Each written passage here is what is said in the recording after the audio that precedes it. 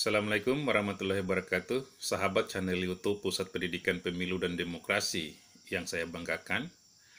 Salah satu isu strategis kerawanan Pilkada 2020 hasil riset yang dilaksanakan oleh Bawaslu Republik Indonesia adalah politik transaksional.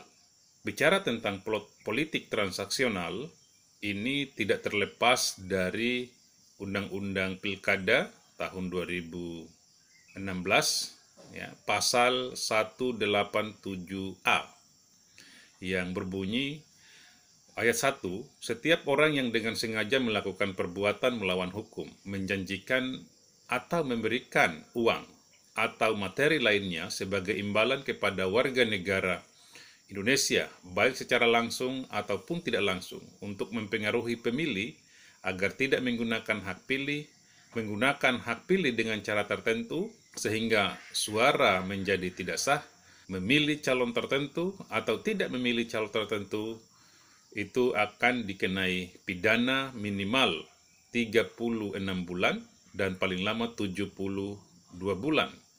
Dan denda paling sedikit 200 juta atau paling banyak 1 miliar rupiah. Pasal tersebut juga disebutkan bahwa yang dapat dikenai sanksi pidana tersebut itu berlaku untuk pemberi dan penerima. Kalau kita lihat beberapa penyebab politik transaksional, yang pertama, pemilih mau mengambil uang. Misalnya ini terlihat dari adanya spanduk bertuliskan di sini menerima serangan fajar, atau adanya bahasa-bahasa yang dilempar oleh masyarakat, ada uang, ada suara. Di sisi yang lain, ini bersahutan dengan keinginan para calon kepala daerah yang mengharapkan ingin menang. Dan tentu mereka yang ingin menang secara instan itu akan menjawab teriakan atau spanduk tersebut dengan menyiapkan uang, ya, atau materi lainnya, atau menjanjikan sesuatu untuk kemudian diberikan ketika yang bersangkutan menang. Di sisi yang lain, ini juga dapat kita lihat fenomenanya, ya, adanya calon kepala daerah yang rata-rata pemilik modal. Memang tidak semua pemilik modal akan melakukan politik uang. Ini juga akan sangat dipengaruhi oleh integritas calon. Ya, calon yang tidak memiliki integritas tentu akan melakukan politik transaksional atau bahasa umumnya adalah politik uang. Yang kedua, kita akan lihat siapa sih sasaran dari politik transaksional. Politik transaksional ini akan menyasar para pemilik suara. Siapa para pemilik suara ini? Ini ada banyak pihak, ya. Tentu orang-orang yang terdaftar di dalam DPT. Siapa orang-orang yang terdaftar di dalam DPT? Yaitu mereka yang sudah 17 tahun ke atas atau sudah menikah, baik dari masyarakat petani, masyarakat nelayan, masyarakat PNS, ya, dan semua profesi di luar TNI, Polri itu akan menjadi sasaran dari politik uang. Hal lain yang kemudian menjadi sasaran dari politik uang kepada penyelenggara pemilu. Kalau terkait dengan penyelenggara pemilu, tentu tujuannya adalah bagaimana mempengaruhi penyelenggara pemilu berkaitan dengan penggelembungan suara. Siapa mengoperasionalkan politik transaksional ini? Yang pertama tentu adalah calon-calon kepala daerah yang tidak memiliki integritas, ingin menang tetapi dengan cara-cara yang tidak dibenarkan oleh aturan. Yang kedua, kita akan lihat pada tim sukses dari calon kepala daerah tersebut. Atau yang ketiga adalah tim bayangan yang dibentuk. Biasanya tim bayangan ini tidak dilaporkan kepada KPU sebagai tim sukses, tetapi mereka bergerak dan itu tersebar di semua desa atau kelurahan. Ini kalau berdasarkan pengamatan kita atau hasil-hasil pengawasan kita di setiap pemilu atau pilkada, selalunya ada tim-tim yang dibentuk di masing-masing desa, ya. Dan ini adalah tim bayangan tersebut.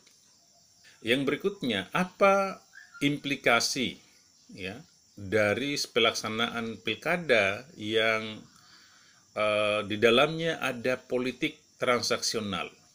Tentu yang pertama adalah integritas hasil pilkada itu akan sangat diragukan oleh publik. Ya. Kemudian pilkada ternodai, tidak demokratis, dan dapat saja berpotensi adanya konflik di antara pendukung atau tim sukses. Dan bagi penyelenggara pemilu, sangat dimungkinkan untuk dilaporkan ke DKPP. Bagaimana penegakan hukum dari politik transaksional ini? Politik transaksional merupakan salah satu bentuk tindak pidana pilkada atau pemilu. Persoalan yang seringkali terjadi itu adalah ketiadaan saksi. Saksi selalunya menjadi hambatan, sementara saksi adalah salah satu syarat untuk diproses tidaknya sebuah pelanggaran pilkada. Rata-rata masyarakat kita tidak ada yang mau menjadi saksi. Tim sukses juga kadang-kadang ya tidak mau membuat laporan atau menyampaikan laporan kepada pengawas pemilu di masa tenggang waktu penyampaian laporan. Masa tenggang waktu penyampaian laporan tentu 7 hari sejak diketahui atau ditemukan. Sehingga tidak dimungkinkan kalau nanti setelah selesai pemungutan suara, baru kemudian dibuat laporan terkait dengan politik transaksional atau politik uang yang dilakukan sudah lewat dari 7 hari sejak diketahui. Persoalan lain terkait dengan penegakan hukum politik transaksional ini adalah politik transaksional dilakukan di tempat yang tertutup, ya, tentu yang tidak terlihat oleh pengawas pemilu. Ini kadang-kadang terjadi di hutan, kadang-kadang terjadi di laut, ataupun di tempat-tempat tersembunyi lainnya yang tidak dilihat oleh pengawas pemilu. Nah, inilah kemudian kita sangat berharap partisipasi dari semua pihak ikut menyampaikan atau ikut melaporkan sekiranya terjadi dugaan politik transaksional yang dilakukan oleh calon kepala daerah tertentu atau tim sukses atau tim bayangan yang dibentuk oleh kepala daerah tertentu. Implikasi pilkada yang tidak demokratis, implikasi pilkada yang transaksional tentu akan berimbas kepada anggaran yang akan dikelola oleh kepala daerah yang menang dengan politik uang tersebut.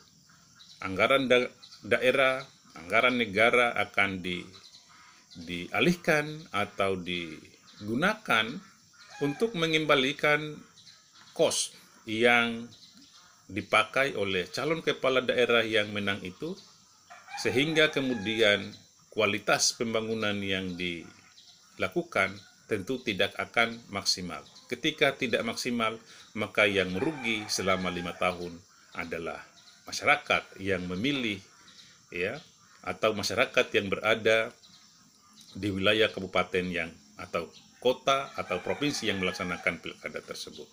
Demikian, sahabat channel YouTube Pusat Pendidikan Pemilu dan Demokrasi. Jangan lupa subscribe, like, and share. Assalamualaikum warahmatullahi wabarakatuh.